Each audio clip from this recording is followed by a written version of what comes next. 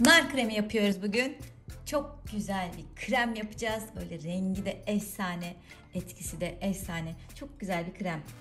Ne yaptık? Nar suyumuzu aldık. Nasıl aldık? Narı kesiyorum. Şimdi bunu bir temizleyelim. Suyunu alalım.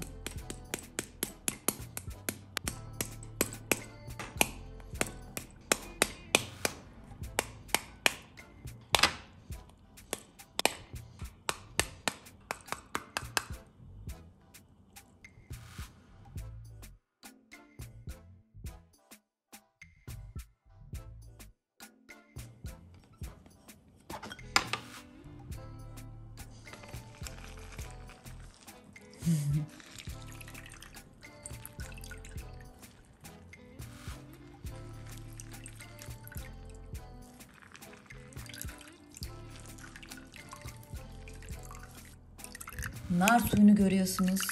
İnanılmaz antioksidan kaynağı. Bunu hem içelim hem cildimize uygulayalım. İçeriğindeki vitamin ve mineraller sayesinde yaşlılık belirtileri, kırışıklıklar, lekeler, solgun görüntü gidecek. Çok güzel bir nar kremi yapıyoruz. Hadi buyurun başlayalım. Ama önce lütfen Hobifan YouTube kanalıma abone olup bildirimleri açın. Ve yukarıda CC yazan butona tıklarsanız altyazıları aktif hale getirirsiniz. Ve 3 noktaya tıklarsanız da dilediğiniz dilde izlemeye devam edebilirsiniz.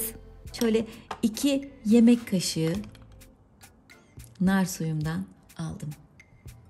Üstüne aloe vera jel. İsterseniz böyle marketlerden aldığınız hazır aloe vera jellerinden kullanabilirsiniz. Veya hem ekonomik hem de çok daha doğal, güzel olanı aloe vera bitkisinin içerisinden çıkarttığınız o harika jeli kullanabilirsiniz. Şöyle 2 yemek kaşığı ölçüsünde de aloe vera jelinden ekleyelim.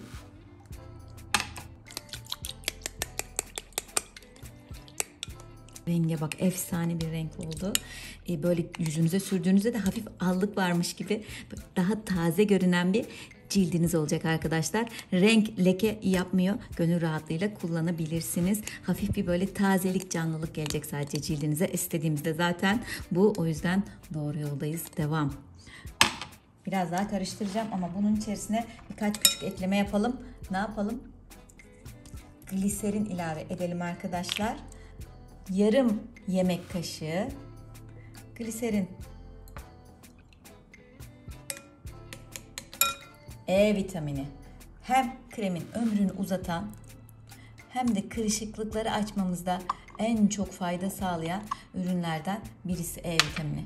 Yaklaşık 10 damla kadar, yani böyle bir çay kaşığı dolusu E vitamininden ekliyorum. Müthiş bir ürün geldi şimdi. Bu kantaron yağı arkadaşlar. Kantaron yağı böyle yerine sızma zeytinyağı kullanabilirsiniz. Yoksa üzüm çekirdeği yağı, yoksa kayısı çekirdeği yağı kullanabilirsiniz. Ama kantaron gerçekten her derde deva. Böyle doğalından bulabiliyorsanız mutlaka alın. Birçok etkisi var. Lekeden yaraya, kırışıklığa. Ben çok seviyorum. Hatta bunu içiyorum da ben. Çok fayda görüyorum. Şimdi yarım yemek kaşığı da kantaron yağından ilave ettim. Ve jojoba yağı.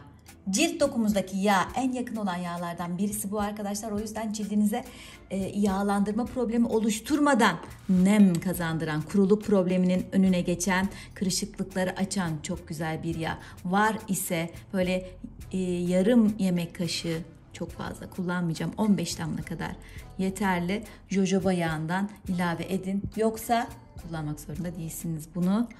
Yeterli. Ama varsa gerçekten ben çok seviyorum jojobayı da. Şimdi bunu iyice karıştıracağız. Karıştırdıkça biraz daha kıvam alacak, göreceksiniz. Çok katı kıvamlı olmak zorunda değil. Bunu böyle biraz losyon gibi de kullanabilirsiniz. Daha katılaşsın istiyorsanız biraz aloe vera jelinden ilave yapabilirsiniz. Ama ben çok baskın olsun istemiyorum aloe vera jeli. O yüzden bu ölçüler kafi, benim için yeterli.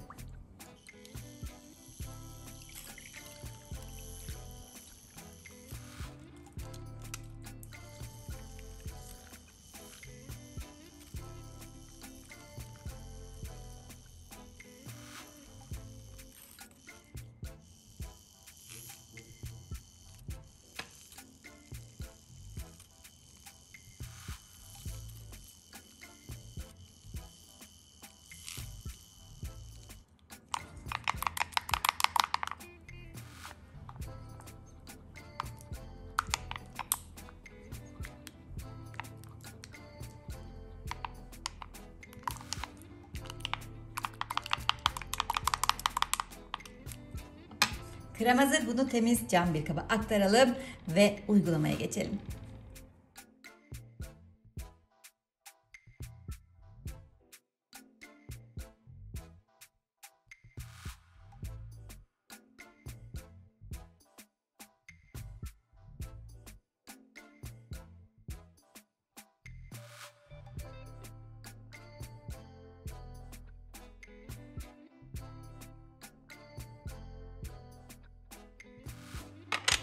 Bu krem size olsun.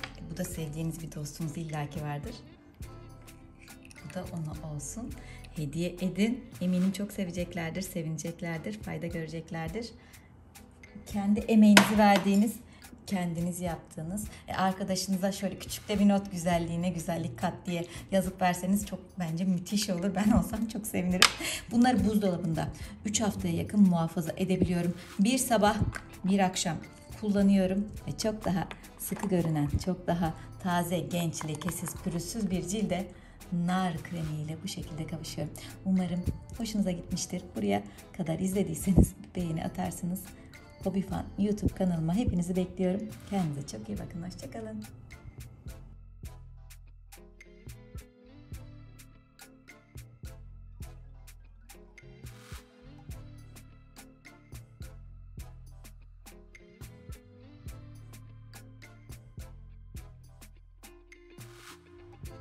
Hello, my friends. Yes, that is pomegranate cream.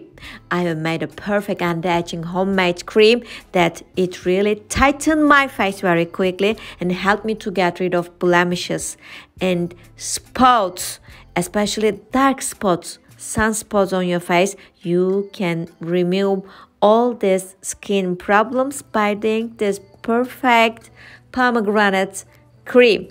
I really like the effect and so want you to try this. I'm leaving some other videos of me. Hope you watch them and like them. Thanks for watching. Love all of you, my dear friends. Bye bye.